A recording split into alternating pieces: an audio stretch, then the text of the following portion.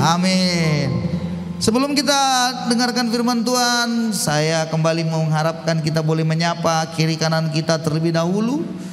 Kita bisa beri salam kiri kanan kita dan kita bisa tanyakan keadaannya, bagaimanakah hari-hari ini, sehatkah, kuatkah, ya. Walaupun suami istri mungkin dari tadi pagi belum ada salaman juga perlu ya. Ibu bapak yang dikasih Tuhan, kita akan belajar kebenaran lagi tentang bagaimana berbicara tentang praktek disiplin rohani. Ngepraktek. Kita coba perhatikan dengan baik kebenarannya, tetapi saya sebelum panjang lebar dan lebih jauh, saya ingin menyampaikan kepada saudara bahwa disiplin itu adalah kunci kita berkemenangan. Katakan, disiplin adalah kunci berkemenangan. Ya, kuncinya di situ kalau kita belajar dalam menjalani hidup. Saya mendapati sebuah statement dari seorang bernama Warren Buffett. Ya, Warren Buffett ini adalah seorang milioner dunia hari-hari ini, terkenal sekali, ya. Dan dia mengatakan begini, ya, ini membuat saya makin sedikit banyaknya saya terpengaruh betul ya. Dia bilang begini, Anda menjadi sukses bukan karena Anda lebih pintar dari orang lain. Jadi rupanya kepintaran sangat sedikit hubungannya terhadap kesuksesan seseorang. Sekali lagi, Anda menjadi sukses, seseorang itu menjadi sukses bukan karena dia lebih pintar dari orang lain, tetapi dia lebih disiplin dari orang lain. Itu dia rupanya. Jadi disiplin dia taruh dalam dirinya menjadi satu hal yang sangat penting, sehingga membuat dia bisa menjadi orang yang lebih melangkah jauh, memiliki sesuatu yang lebih lagi untuk dia bisa kerjakan daripada yang lain. Dan orang yang disiplin itu memang akan mengendalikan, dia akan mampu mengendalikan, mengarahkan dirinya ke arah dan tujuan yang benar. Jadi disiplin itu ada sesuatu kunci di mana kita akan mampu mengarahkan, mengendalikan diri kita supaya pada track yang benar, supaya kita pada jalurnya Tuhan, begitu. Dan ibu bapak, jangan pernah Anda berpikir bahwa kalau Anda melakukan disiplin-disiplin dalam hidup saudara hari-hari ini, seolah-olah Anda berpikir itu tidak ada gunanya. Enggak, saudara-saudara, itu nanti akan sangat berguna. Disiplin waktu, disiplin Anda itu punya pekerjaan, Anda disiplinkan diri Anda untuk bekerja. Disiplin Anda berdoa, renungan firman, dan semuanya. Dan disiplin-disiplin itu akan mempengaruhi hidup saudara. Jadi ada orang yang ingin punya kapasitas, punya fasilitas. Ada banyak orang mau punya fasilitasnya itu meningkat. Apa itu fasilitas? Ya, segala sesuatu yang dia mau dapatkan dia miliki. Secara finansial, dari berbagai alat yang dia punya, kendaraan misalnya, alat-alat elektronika, semua itu fasilitas. Ada begitu banyak orang merindukan yang namanya fasilitas. Dalam bahasa rohaninya, berkat-berkat yang berkelimpahan, dia rindukan itu. Namun sayangnya dia tidak meningkat dalam kapasitas hidupnya. Jadi kapasitas itu penting sekali, karena fasilitas akan mengikuti kapasitas. Jadi kalau hidup Anda hari ini misalnya ingin memiliki fasilitas seorang wali kota, Anda punya kapasitas harusnya sebagai seorang wali kota. Tapi celakanya banyak orang berpikir ingin memiliki fasilitas seperti wali kota, kapasitasnya masih sebagai apa? Staf biasa, sebagai bisa jadi saudara security atau satpam atau apa. Nggak bisa lah. Kapasitas Anda dinaikkan, fasilitas Anda akan menyusul, begitu. Kristen lupanya diharapkan Tuhan tuh kapasitasnya itu naik itu melalui disiplin-disiplin hidupnya. Tidak ada kapasitas naik kalau Anda tidak melakukan disiplin-disiplin dalam hidup. Disiplin apa? Banyak. Orang lucu ya, ini makanya saya suka bilang, bagi saya itu sebuah kelucuan. Doanya kencang, tapi disiplin rohaninya kelihatannya itu ya, kelihatannya dia hanya berdoa untuk apa yang dia rindukan, dia inginkan saja. Tapi perubahan hidup, disiplin dirinya dia nggak rubah begitu. Bagaimana mungkin? Itu sebabnya Warren Buffett bilang, bukan bicara orang pintar, lebih pintar, tapi lebih disiplin. Jadi kalau diri saya lebih disiplin dari banyak orang, maka saya akan mendapatkan banyak berkat-berkat di depan. Jadi hidup saya akan berbeda. Dengan semua apa yang saya miliki pasti berbeda. Disiplin. Disiplin dalam mengelola uang, disiplin dalam mengatur segala sesuatunya. Dan itu tidak gampang. Ya, disiplin dijalankan tidak gampang. Tetapi tidak ada cara lain. Anda kalau mau berkemenangan, disiplinkan diri kita. Ya, saudara-saudara harus ingat, kan banyak orang rindu, misalnya gini, rindu anaknya sukses misalnya, tapi dia tidak pernah mendisiplinkan dirinya dari apa? Disiplin keuangan. Bagaimana mungkin? Dia harus persiapkan anaknya maju nanti ke depan. Dari sekarang dia harus siapin itu, disiplinkan diri Anda dalam hal keuangan. Apa yang dimaksud dengan disiplin keuangan itu? Jangan mati-mati digaya, kan begitu. Anda harus pikirin dengan baik, kelola dengan baik. Tentunya Anda tidak bisa bergaul dengan orang-orang yang gayanya selebriti. Itu tidak mungkin, jangan coba-coba. Anda kalau punya teman gayanya itu wah luar biasa, Anda pasti akan minder sendiri dan bisa saja Anda akan terbuang sendiri. Makanya Anda harus lihat Anda punya kemampuan. Ibu bapak saudara, hari-hari ini begitu banyak tawaran dunia ini. Apa itu? Di WA, bukan di WA, di gadget kita, di handphone kita. Kita misalnya buka saja misalnya Facebook Anda. Itu selalu ada berseliweran aja iklan-iklan apa? Pinjol, gampang murah hanya dengan ini, tanpa anggunan segala macam. Bisa pinjam 20 juta, 50 juta. Halo, jangan pernah tergiur. Perangkap itu semua. Jangan pernah tergiur, perangkap itu semua. Apalah namanya modelnya semuanya, jangan pernah tergiur. Jangan juga tergiur seperti saya sudah pernah melakukan kesalahan. Beli 1 dapat 3. Waduh, harganya gini, beli 1 dapat 3. Kupikirnya mantap kali. Kulihat di situ siapa yang ngomong, wah, artis yang ngomong, rupanya itu AI. Ketipu saya. Aku bilang beli 1 dapat 3, mau keren juga ini. Aku beli. Apanya yang datang? Memang betul beli 1 dapat 3, tapi kualitasnya ya Tuhan, begitu digosok udah melar, ada koyak. Nah itulah beli 1 dapat 3. Kita sukanya yang itu, selalu yang iklan-iklan begitu. Disiplinkan diri. Ibu-ibu, kalau pergi keluar disiplinkan mata. Bapak-bapak harus kalau pergi ke mall, kalau di Medan, sebaiknya bapak-bapak pegang erat-erat istrimu. Gandeng dia dengan sungguh-sungguh, pegang kuat-kuat. Bukan soalnya mesra, nanti dia masuki semua toko, habis uangmu. Ngerti maksudnya saudara-saudara? Itu perlu disiplin juga. Semua mau dibeli kan? Apalagi kalau wanita, wih diskon 50%. Tuhan, diskon.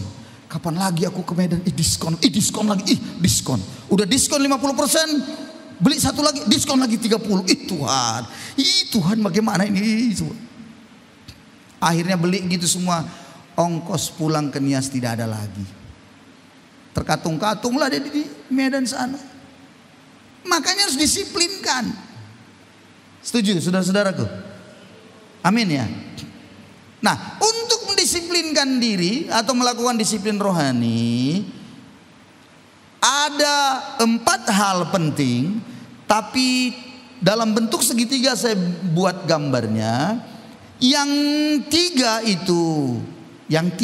itu masih kosong, nanti saya beritahu. Tapi pusatnya itulah yang paling utama. Di tengah-tengah pusatnya kalau mau melakukan praktek disiplin rohani itu hati menjadi sentrum pentingnya. Hati Anda harus hati yang rindu untuk taat. Katakan, hati yang rindu untuk taat. Ingat baik-baik, hati ini dijaga. Makanya Amsal 4 ayat 23 bilang apa? Jagalah hatimu dengan segala kewaspadaan, karena dari situlah terpancar kehidupan. Bahasa yang terjemahan yang lain dia bilang, jagalah hatimu baik-baik, karena itu menentukan langkah hidupmu. Jadi menentukan bagaimana kita ke depan itu hati. Jadi ini menjadi sesuatu yang teramat penting harus kita miliki, yang namanya hati yang rindu untuk taat. Kalau mau melakukan disiplin rohani, hatinya itu harus taat. Ingat saudara, ketika kita di dalam Kristus, kita ini sebenarnya sudah diberikan itu hati yang taat. Hati yang baru dalam Kristus itu punya itu. Jadi kita tinggal harus apa? Mengembangkan itu. Karena hati itulah yang menggerakkan. Hati itulah yang sebenarnya membuat kita bisa mau. Jadi dengar. Mengerjakanlah disiplin rohani harus berasal dari dalam, lalu diekspresikan. Katakan dari dalam, 2, 3 ya. Jangan melakukan disiplin rohani itu dari luar masuk ke dalam, itu pasti stres, capek. Contoh, dengar. Kalau anak Anda, ya kita aja lah tuh, contohnya lah kita saja dulu di sini. Kalau dibilang beribadah misalnya, kalau capek dari luar saya bicara ibadah, itu dari luar memacu, memompa Anda, tapi di dalamnya belum ada sebuah gerakan yang Anda rindukan mau lakukan. Ibadah dipaksa, pasti Anda ibadah, tapi tidak permanen. Pasti itu hanya sementara. Semangatnya itu kayak dipompa, karena dari luar. Dan kemudian Anda melakukannya. Namun sayang, waktu Anda melakukannya itu bisa nggak lama. Tapi kalau dari dalam Anda memang punya kerinduan, iya ya, apapun ceritanya aku harus lakukan. Iya, dari dalam nih. Wah, itu pasti gampang melakukannya. Jadi hati Anda itu harus dibersihkan. Hati Anda harus segera secepat mungkin. Anda harus betul-betul lihat diri Anda. Lihat, adakah hati Anda itu sakit hati, kebencian, marah. Ada yang dendam lagi sampai sekarang masih dendam. Aduh, enggak akan pernah menguntungkan hidup Anda itu. Sakit hati Anda enggak pernah menguntungkan, percayalah. Percayalah, apapun ceritanya. Walaupun kalau kita cek masuk ke pengadilan Anda yang benar, tetap dia yang salah memang, tapi Anda tetap menyimpan kepahitan Anda akan mengalami nasib yang sangat menyedihkan. Percayalah. Dan kami sudah membuktikan itu dalam konseling pribadi dengan beberapa orang. Selama pelayanan banyak kami temukan. Jadi ibu bapak harus tahu dan sadar bahwa hati itu penting. Dan waktu Anda melakukan disiplin rohani itu akan memagari hidup Anda. Katakan memagari, 2, 3 ya. Kisah Ayub, waktu dia berdoa banyak untuk anak-anaknya, waktu pesta, dia persembahkan korban, dia berpikir jangan-jangan anakku buat dosa. Lalu kemudian dia persembahkan korban, lalu kemudian dia mulai naikkan doanya. Dia lakukan itu senantiasa. Apa yang terjadi sebenarnya? Yang terjadi, iblis nggak bisa menyerangnya. Waktu bertemu iblis menghadap Tuhan Allah, Tuhan bilang, kau lihat hambaku Ayub, setia dia orangnya. Apa kata iblis? Iyalah, orang kau pagari sekelilingnya. Perhatikan baik-baik. Waktu Anda melakukan disiplin rohani Anda terus, itu memagari. Anda kalau berdoa terus dan terus untuk anak-anak Anda akan dipagari. Itu seperti pagar, Bapak Ibu. Makanya jangan berhenti. Jangan hari ini berdoa, setelah itu setahun lagi baru berdoa lagi. Jangan gitu. Hari ini ibadah, tunggu lagi nanti udah mau sesak napas baru gereja lagi. Jangan gitu. Rugi, Anda akan rugi. Nggak ada pagar. Nah, kalau tidak ada pagar yang mengelilingi, tidak nampak ya, tidak nampak pagar itu tidak nampak. Tapi secara alam roh itu sangat bisa dirasakan. Dan iblis nggak bisa main-main. Ya, makanya selalu saya bilang ketika pelayanan-pelayanan kami, misalnya ini begini, doakanlah Pak, ada setan lah begini. Oke, baik, kita usir. Tapi harus dipagari. Siapa yang memagari itu? Bukan pendeta. Ini juga kadang-kadang dipikirnya pendeta itu kayak dukun simsalabim. Abrakadabra, selesai, udah bebas. Lalu mereka bilang, puji Tuhan, luar biasa doa Pak Bangun itu, mantap kali, karunia-karunia dilihat terlihatnya luar biasa. Halo, bukan Pak Bangunnya, percayalah, bukan pendeta. Anda harus melakukan disiplin rohani. Sebagai suami istri Anda harus mulai terus berdoa memagari, karena disiplin rohani itu pagar. Nah, ini banyak yang nggak diketahui. Ada pendeta yang hamba Tuhan yang bangga kalau dia itu dianggap bahwa karena saya. Kenapa waktu saya menyembah ada melihat terlihat. Bukan itu. Ingat ya, semua kita fokusnya ke Tuhan Yesus, bukan ke pendeta sebenarnya. Katakan amin. Amin. Yang lalu saya sudah bilang, Yohanes membaptis Yesus. Lalu mulailah Yesus memulai pelayanannya di dunia ini. Lambat laun nama Yesus lebih terkenal dan Yesus lebih banyak lagi pengikutnya. Murid Yohanes datang. Dia bilang apa? Guru, lihat orang yang kau baptis di sana. Tengok, semakin banyak orang yang mengikuti dia. Apa kata Yohanes? Itu penting dalam kitab Injil Yohanes. Dia berkata apa? Biarlah dia semakin besar dan aku semakin kecil. Yesusnya semakin besar, pendetanya semakin kecil. Tapi sekarang kebalik. Pendetanya mau lebih besar, Yesusnya makin kecil. Kupikir itu udah salah itu. Jadi kalau Anda hari ini mencoba mengagung-agungkan saya, salah Anda. Salah. Anda harus belajar untuk mengagungkan Yesus saja. Katakan amin. Jadi dari hati kita yang rindu untuk taat itu, melakukan disiplin rohani, maka itu ada pagar. Dan itu adalah latihan yang terus menerus. Katakan dengan saya, latihan. 2, 3 ya. Latihan. Latihlah dirimu beribadah. Udah kita pelajari 3 minggu yang lalu. Latihlah dirimu beribadah. Latihan badani terbatas gunanya, tapi ibadah berguna. Bukan hanya untuk saat ini, tapi juga yang akan datang. Luar biasa saudara-saudara. Latih. Dilatih itu maksudnya apa? Enggak, rasanya berat, enggak mau, tapi dipaksa. Aku harus latihan. Dilakukan lagi terus dan terus. Anda pikir orang yang bisa mengangkat barbar itu yang misalnya 200 kilo, apa bisa langsung gitu? Enggak, dilatih. 10 kilo, 20, 30, 50, 100, pelan-pelan. Otot-ototnya itu makin baik. Nah, kalau kita latihannya itu disiplin rohani lakukan, otot-otot rohani kita juga semakin baik. Sehingga apa yang terjadi? Tujuan penting yang terutama dari hasil disiplin rohani kita adalah kita akan semakin segambar dan serupa Kristus.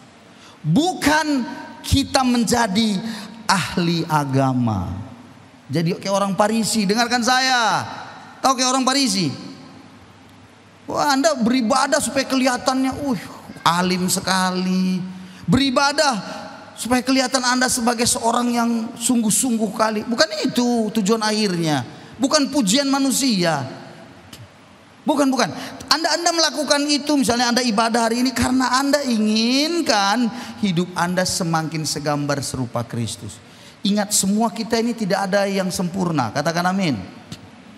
Semua kita ini berdosanya. Betul apa tidak? Pertanyaannya, dosa yang bagaimana Pak? Buat saya ada 2 jenis dosa. Satu, dosa yang ketahuan. Satu lagi dosa yang tidak ketahuan. Dosa yang ketahuan maksudnya gimana? Ketahuan, dia memang agak-agak bodoh-bodoh kalau berdosa. Kalau langsung ketahuan, nipu, langsung, bohong. Itu dia. Tapi ada dosa yang tidak ketahuan. Memang cantik kali dia cara dia, memang cantik manis dia kalau ngomong. Wih, keren lah. Nggak kelihatan dia sebagai seorang yang penipu, berbohong, apa, santai kan. Iya, ngomongnya tuh, wih, luar biasa. Sehingga kadang-kadang ada yang tertipu, wah dipilih, ini cocok ini jadi apa ini, pokoknya kita pilih lah ini menjadi pengurus gereja. Satuan Keriso kah itu, evangelis kah itu, diaken, wah ini keren ini, wah mantap saudara-saudara. Padahal kita nggak tahu bagaimana. Kalau orang Medan bilang, orang Binjai bilang itu adalah orang yang si cantik main. Tahu cantik main, nggak kelihatan, nggak tahu dosanya apa. Kira-kira menurut Anda, yang mana Anda? Lebih banyak yang dosa yang tidak diketahui atau dosa yang ketahuan? Hah? Saya pun kadang-kadang, kenapa bisa saya jadi pendeta? Kemungkinan besar karena dosa yang tidak ketahuan itunya. Ngerti maksudnya saudara-saudara? Tetapi ketika kita tahu, kita udah tahu salah, ini di sini dia. Kita datang pada Tuhan dalam kasih karunia-Nya dengan hati yang rindu untuk taat. Kita mulai diperbaharui lagi. Katakan amin. Mulai berubah lagi. Makanya ada orang bilang begini, kenapa kamu gak ke gereja? Sama aja kurasa. Maksudnya apa? Ke gereja pun tak ke gereja, aku sama aja. Nih tak berubah-berubahnya, sama aja. Tidak juga apa, sama saja manusianya. Halo, dia salah. Justru ketika dia tidak melakukan ibadah, tidak beribadah, dia makin rusak. Udah rusak, nggak beribadah lagi, makin rusak. Tapi kalau dia rusak, beribadah, paling tidak dia tidak tambah rusak begitu aja lah, gitu kira-kira. Ngerti maksudnya?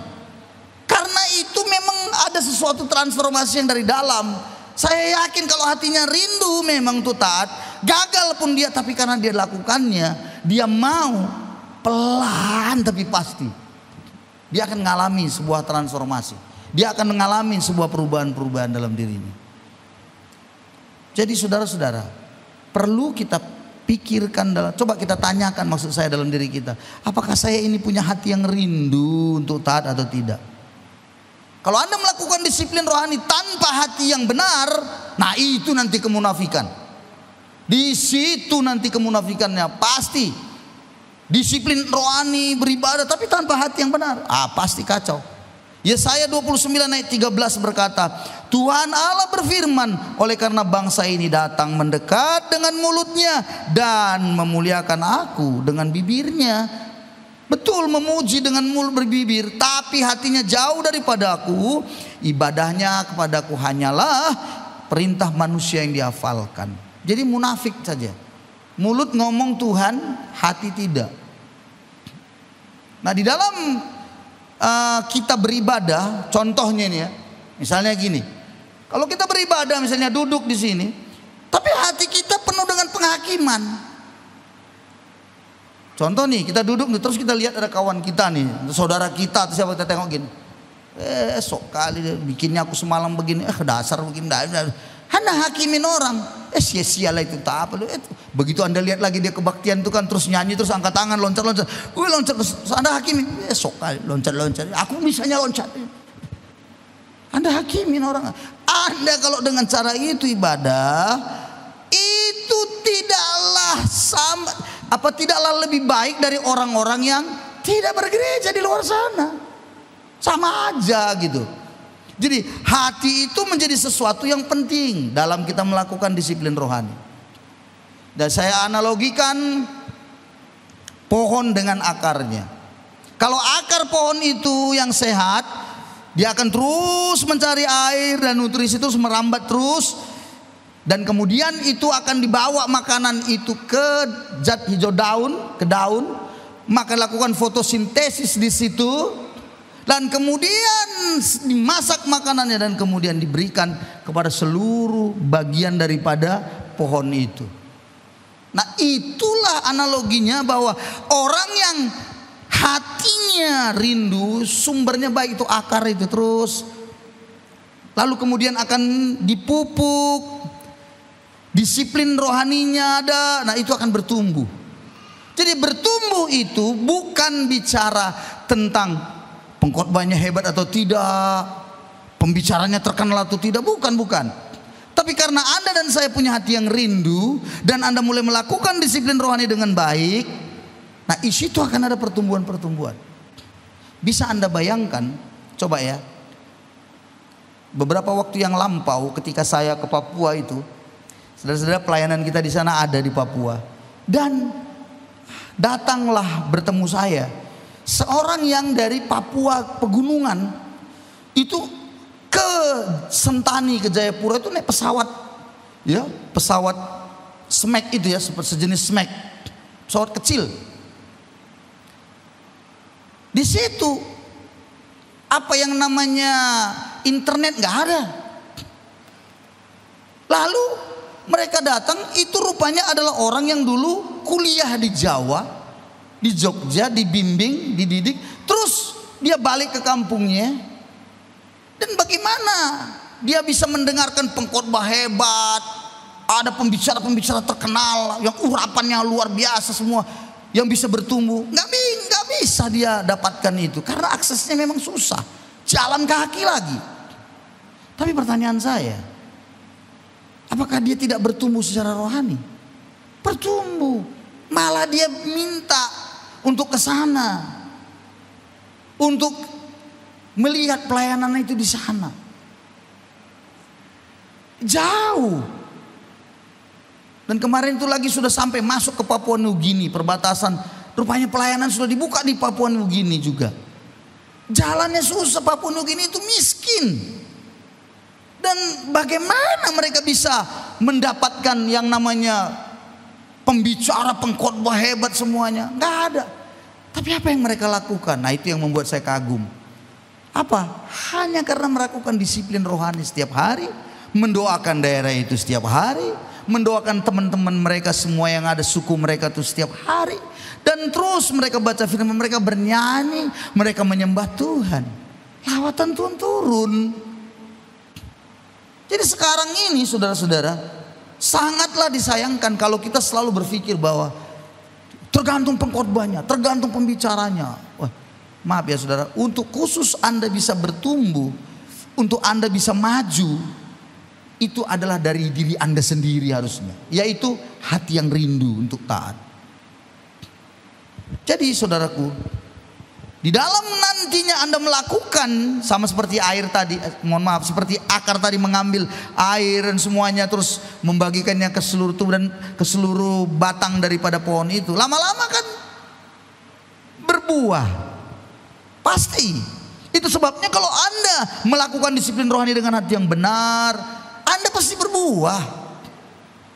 Itu otomatis, itu secara otomatis Anda akan mengalami perubahan dan mulai menghasilkan buah. Buah Anda itu apa? Karakter Anda mulai berubah. Buah-buah rohani Anda, buah roh mulai keluar dari hidup Anda. Dulu Anda maki-maki, sekarang berubah. Dulu Anda itu menjadi seorang yang suka sekali berbohong, mulai melakukan perubahan. Dulu malasnya luar biasa, mulai melakukan perubahan. Dan itu dari dalam, karena hatinya yang rindu. Persoalannya banyak orang dengerin firman dan begitu luar biasa dalam ibadah, punya hati yang masih keras begitu, nggak siap untuk dirubah, nggak siap. Kalau ditegur marah, kalau dikoreksi sedikit ngamuk. Nah yang begini-begini susah lah, sulit kita maju.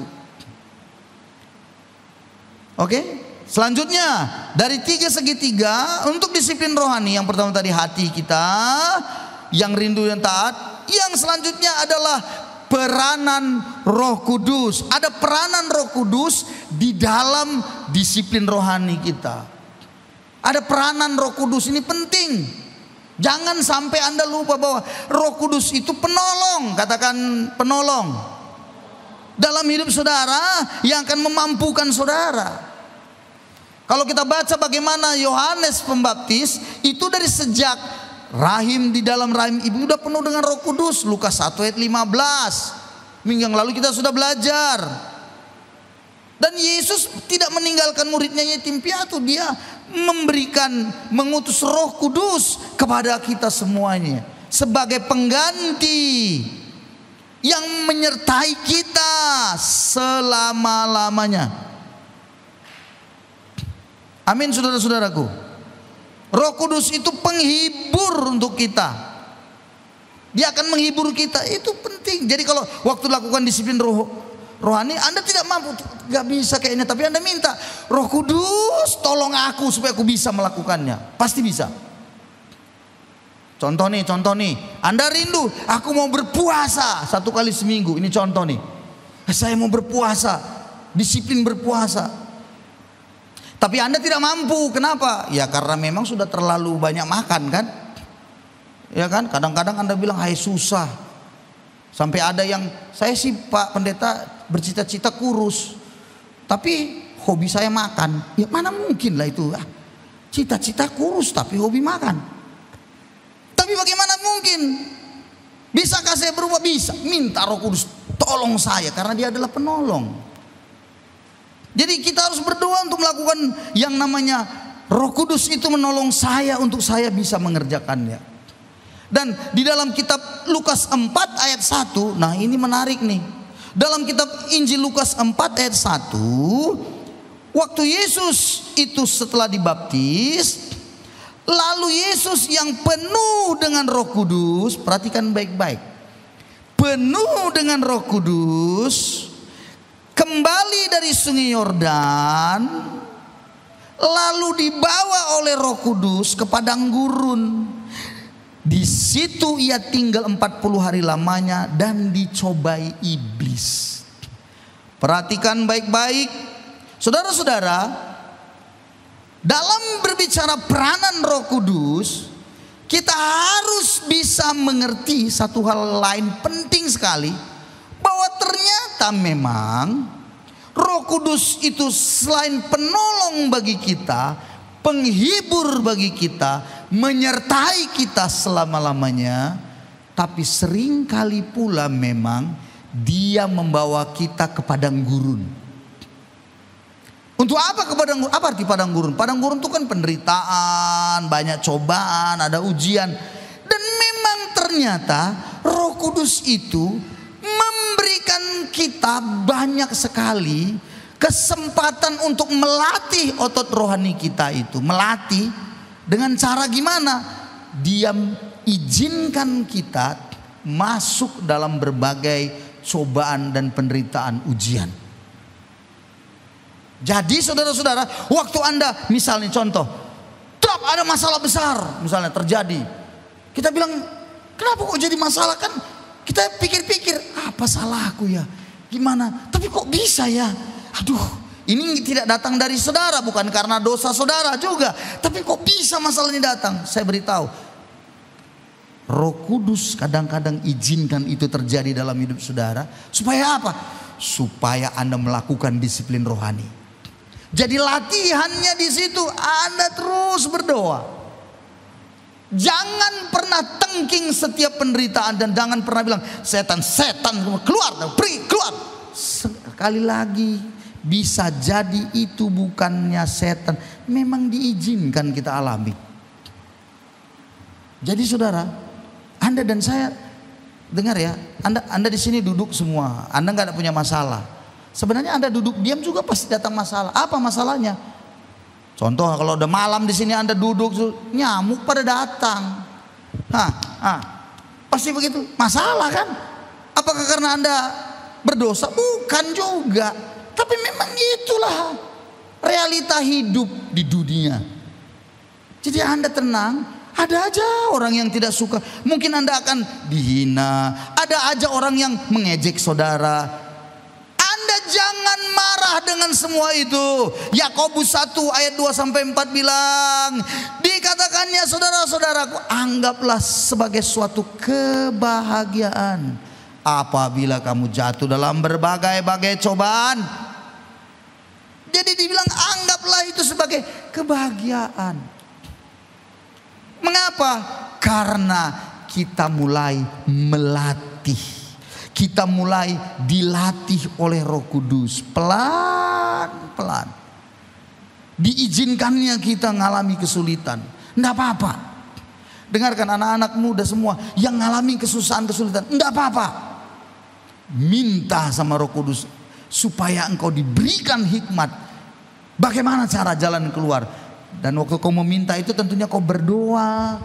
Kau menyembah Tuhan, kau angkat tanganmu, kau mulai berkata, Tuhan tolong saya, Roh Kudus tolong saya. Latih. Sekarang kalau Anda mau praktik mengampuni, bagaimana caranya Anda mau praktekkan mengampuni? Saya dan saudara ingin praktek mengampuni. Saya tanya, bagaimana caranya Anda bisa praktek mengampuni? Bagaimana caranya? Hah? Caranya tidak ada cara lain. Berdoalah supaya banyak orang yang mengejek Anda. Ya kan begitu kan? Berdoalah supaya banyak yang menghina Anda. Kenapa? Ya namanya mau praktek. Kalau nggak ada masalah, mana bisa praktek mengampuni? Kalau ada masalah, barulah praktek di situ. Jadi waktu ada persoalan dalam hidup saudara, camkan saudaraku, Anda harus bilang yes, aku mau praktek Tuhan. Amin. Jadi kalau ada masalah lagi bilang yes Tuhan, aku percaya Tuhan. Aku yakin kau punya sesuatu yang besar yang kau mau ajarkan bagiku. Terima kasih Tuhan.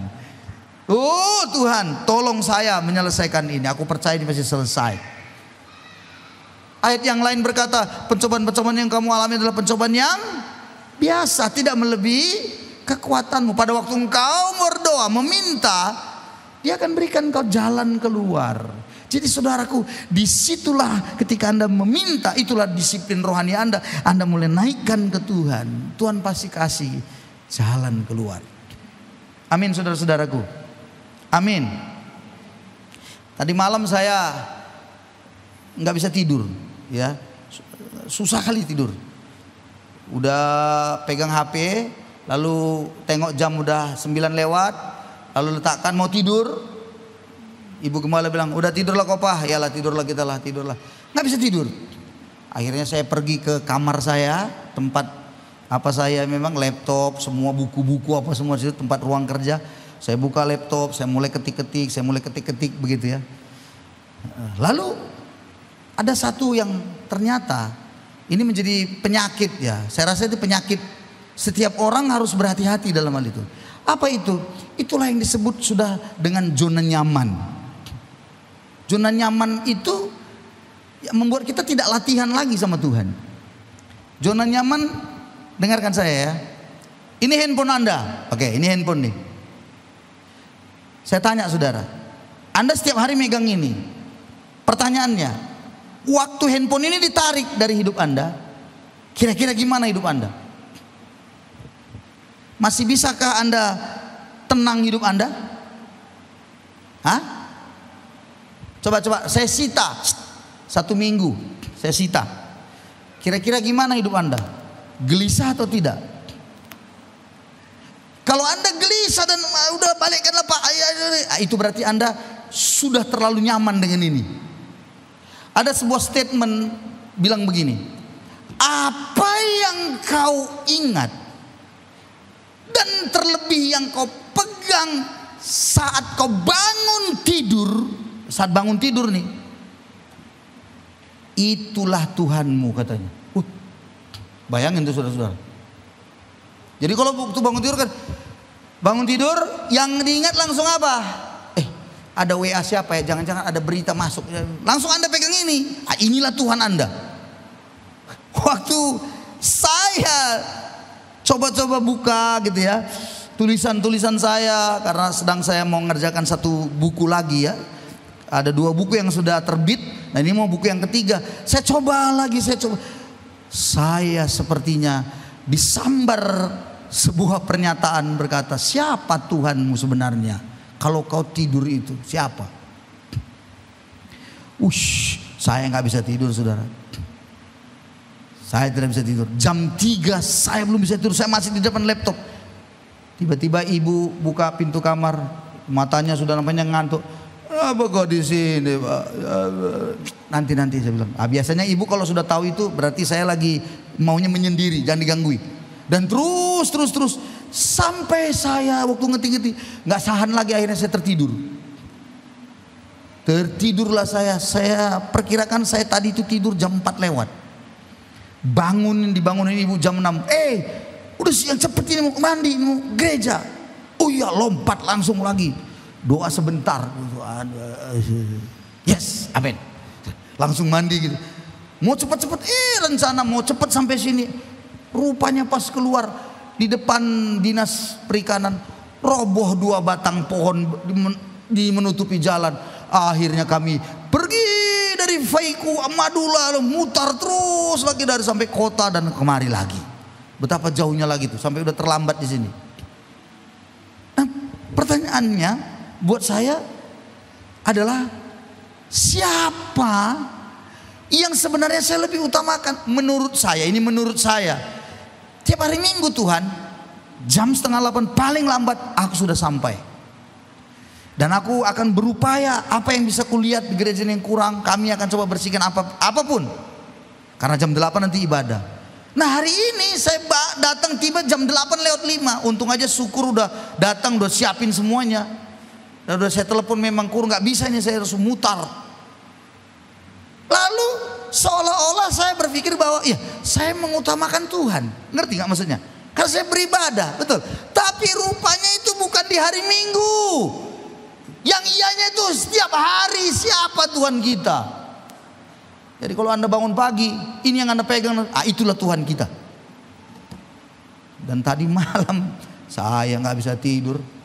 Sampai jam 4 lewat mungkin saya tidur tuh. Jam 3 saya sudah selesaikan rasanya, tapi masih terus ngetik. Saudara-saudara, apa yang saya mau katakan? Hati-hati dengan zona nyaman dalam hidup saudara. Yang perangkapnya itu tanpa Anda sadari menghilangkan disiplin rohani Anda. Dengar, contoh nih. Ada orang yang berusaha, punya usaha, lagi susah, apa yang dicarinya? Tuhan pasti. Tuhan tolong, Tuhan, semangat berdoa. Tapi begitu laris manis dagangannya, pertanyaan saya, masihkah dia tetap setia dengan disiplin rohani itu? Masihkah dia tetap datang ibadah dengan sungguh-sungguh? Berbagai alasan bisa saja terjadi. Yang inilah, yang itulah, gara-gara ini, gara-gara itu. Sebenarnya imane. Semuanya alasan, banyak sekali. Kenapa sebenarnya? Kan udah mapan, udah nyaman, nggak ada masalah.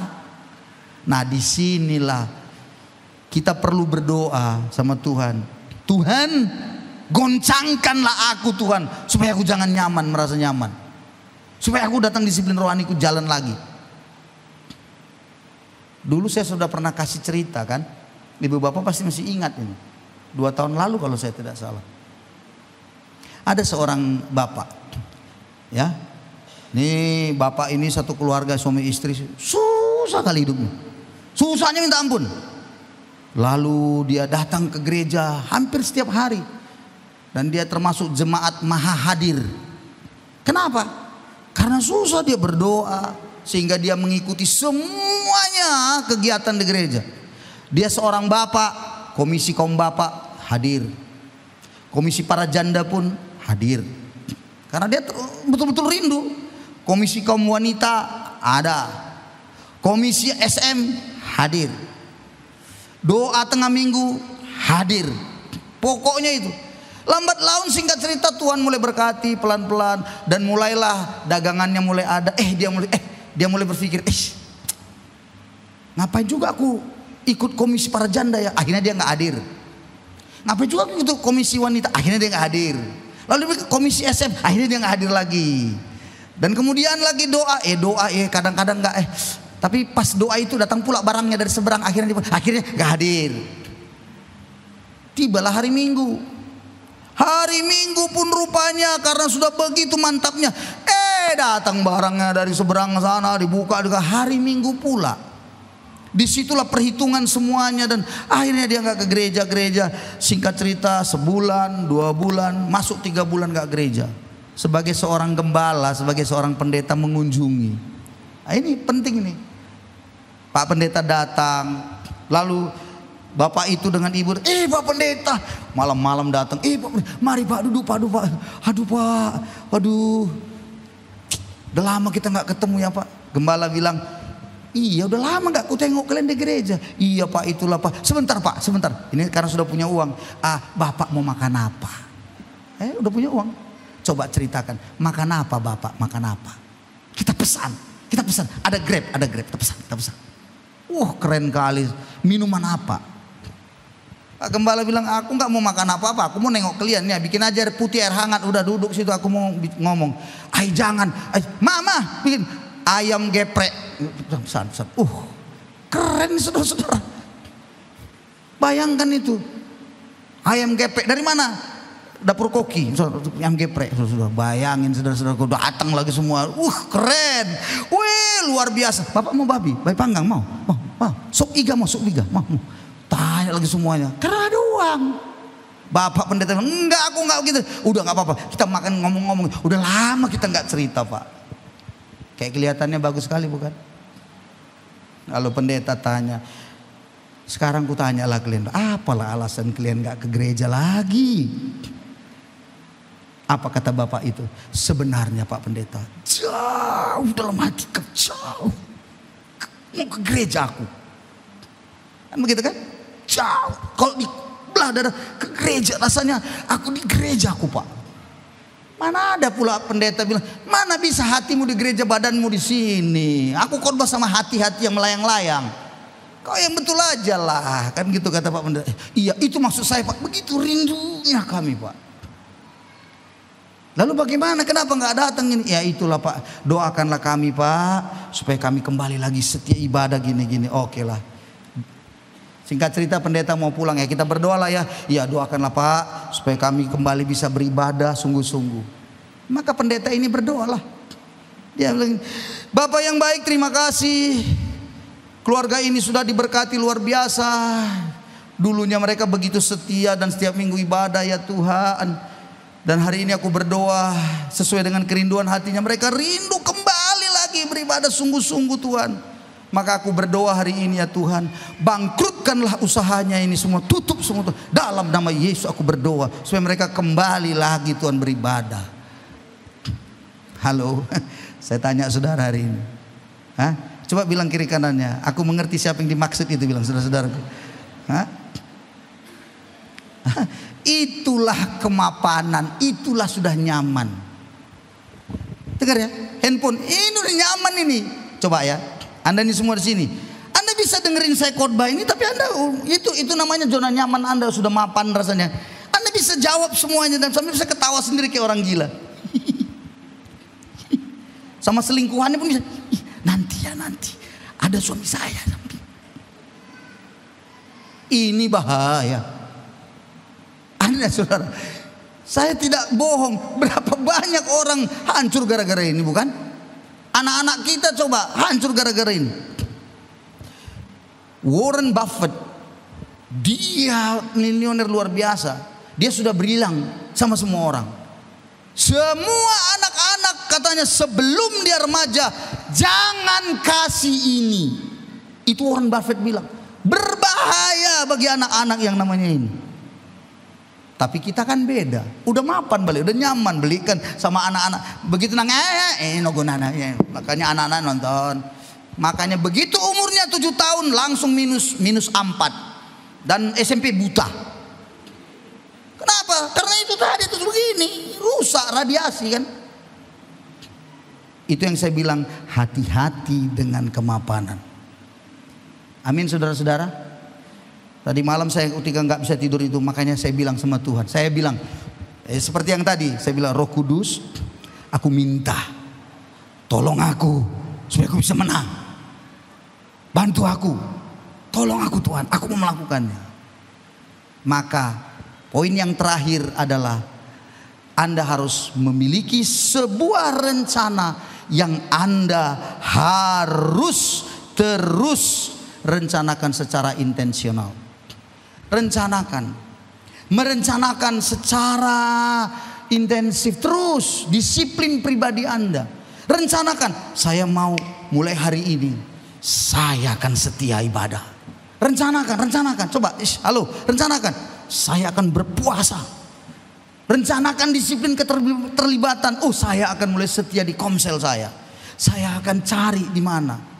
Pokoknya saya mau bertumbuh. Rencanakan hidup Anda pelan. Cari komsel, kebaktian, kelompok-kelompok kecil yang akan menolong Anda. Kita ini di banyak ada berapa ya? Ada 10-an di seluruh kota. Anda cari di mana? Di Mudik, di Pelabuhan Angin, di mana itu Lawamaru sana tuh sampai di apa sana, di Fodo. Di sini juga daerah ini ada. Di Mudik juga ada. Di mana Anda cari? Di mana rumah Anda? Masuk di situ. Karena Anda sedang mau melakukan disiplin keterlibatan dengan yang lain. Bersama-sama. Ingat, kalau Anda tidak merencanakan dari sekarang, gagal merencanakan, berarti Anda sedang merencanakan kegagalan. Rencanakan dengan baik. Rencanakan dengan baik. Rencanakan hidup Anda. Disiplinkan sama dengan apa? Rencanakan untuk masa depan anak-anak Anda. Rencanakan. Jangan nanti sudah besar baru Anda merencanakan dia perkuliahannya di mana. Jangan. Dari sekarang Anda harus rencanakan. Dengar ibu-ibu yang punya anak masih kecil-kecil. Saya minta rencanakan dengan baik. Lebih bagus Anda hanya makan sayur putih saja, tapi Anda bisa menyimpan. Jangan pula nggak makan ya. Dengan telur saja, tapi Anda bisa nyimpan buat anak-anak Anda. Jangan mati karena bergaya-gaya. Amin saudaraku.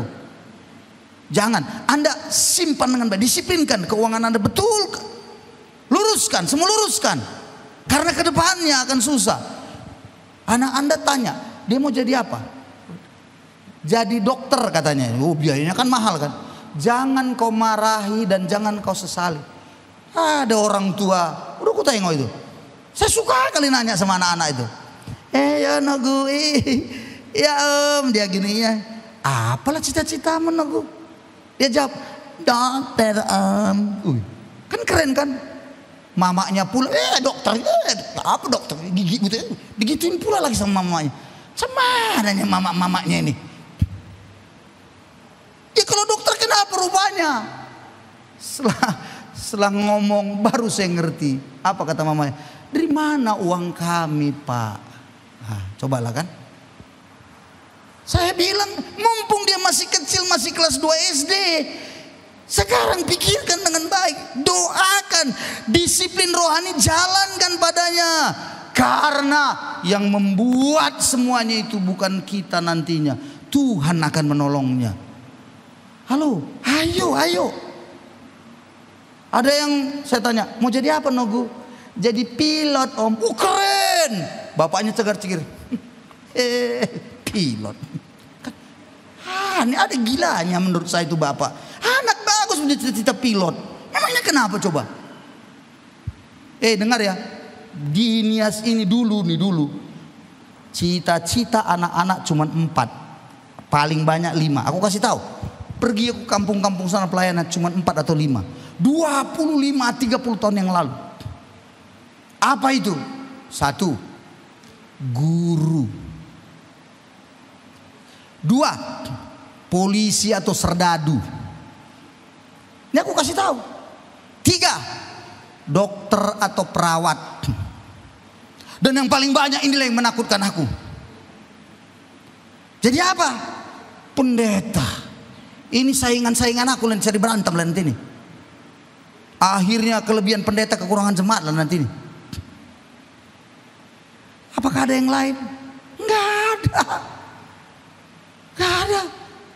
Mengapa itu? Jawabannya karena itu yang dilihatnya setiap hari. Enggak ada yang lain. Jadi enggak berkembang wawasannya. Sampai suatu hari saya melayani di satu SMP, bukan SD. Saya diminta khotbah anak-anak kan, biasa sama anak-anak. Apa cita-citanya semuanya? Ya itu tadi, cuman yang lainnya nggak ada pengacara, nggak ada jadi hakim, nggak ada jadi jaksa, nggak ada itu. Tapi ada satu anak yang membuat saya salut. Saya Om, dia angkat tangan tuh. Apa Nogo, kamu jadi apa? Nah inilah cerminan pendidikan pada waktu dulu itu. Apa dibilang anak? Aku mau jadi astronot.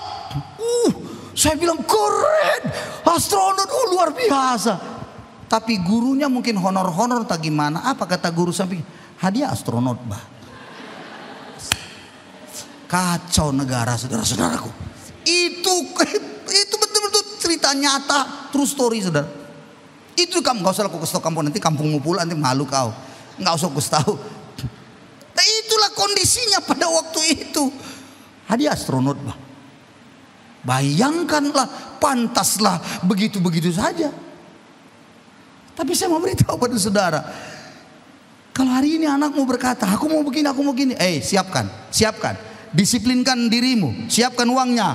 Bapak, siapkan, jual gigi palsumu, jual. Siapkan. Jangan, disiplinkan dirimu dari sisi uang, disiplinkan. Atur dengan baik. Jangan terlalu banyak makan di luar sana, disiplinkan. Kalau nggak diajak orang, oke, diajak orang bayarnya oke. Tapi sebelum itu jangan disiplinkan, tenangkan. Kurangi saudara-saudara.